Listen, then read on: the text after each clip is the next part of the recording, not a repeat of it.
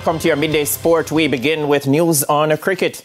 The Jamaica Scorpions, replying to 324 made by the West Indies Academy, were 115 for 3 at lunch on day 2 of their 4th round Cricket West Indies Championship match at Sabina Park. Captain Brandon King, 11, and Leroy Lugg, 32, are the men at the crease. The Scorpions resumed the day at 20 without loss, with Kurt Mackenzie and Carlos Brown on 10 runs apiece. The pair took the score to 59 before Mackenzie fell for 29.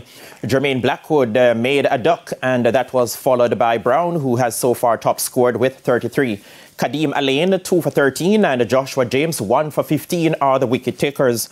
Both teams are hunting their second victory of the season. Winger Leon Bailey has been omitted due to suspension, while 3 local-based players have been included as the 23-man squad has been announced for the Reggae Boys for the CONCACAF National or Nations League set for March 21 to 23. It's understood that Bailey's suspension came about after he broke team curfew during the camp for their Nations League matches last November. Richard King, who returned to Cavalier recently, and schoolboy football standout Kaheem Dixon, who plays for Arnett Gardens, are the players that were retained from the 2 friendlies against T&T. Shaquan Davis from Mount Pleasant has also been included. 18-year-old Sheffield Wednesday striker Bailey Kadamar Terry has gotten his maiden call-up. Ronaldo Cephas also makes a return to the squad. The Reggae Boys will play the USA in the semi-finals of the CONCACAF Nations League on March 21 at the AT&T Stadium in Texas. The way is now clear for the JFF elections to take place this coming Sunday after Pat Garrell, president of Beaches Soccer Jamaica, lost her appeal on Wednesday against the reinstatement of an injunction against the upcoming elections. The matter returned to the Court of Appeal on Wednesday after no decision was taken at last Tuesday's case management hearing. The matter had been adjourned on that occasion for the JFF's lawyers to make submissions they had failed to do in response to submissions made by the lawyer representing Beach Soccer.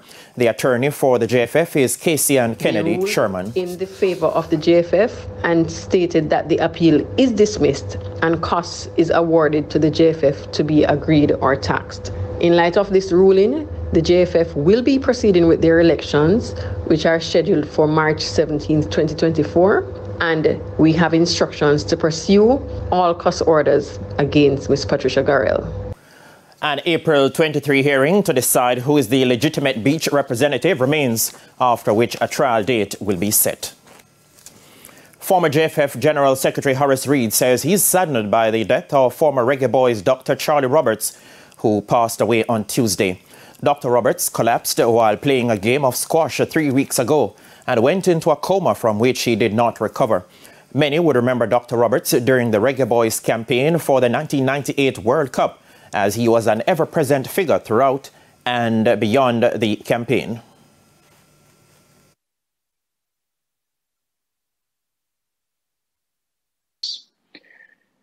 Indeed, I have very fond memories of his time with the Reggae Boys and the various national teams. He gave tremendous service to Jamaica's football program during the late 90s and into this century. Dr. Roberts and his wife Denise operated from the Clinic of Sports Medicine in New Kingston, where thousands of footballers and athletes across several sports would have benefited from his tremendous and professional care. Antigua-born Dr. Roberts was 71 years old. The RGR Gleaner Communications Group expresses its sincerest condolences to the family and the friends of Dr. Charlie Roberts. And that's it for your midday sports report. Shamela, it's back to you. Thank you, Spencer. And that's the Midday News. I'm Shamela Pullen. Join us at 7 for Primetime News. On behalf of the news, sports and production teams, good afternoon.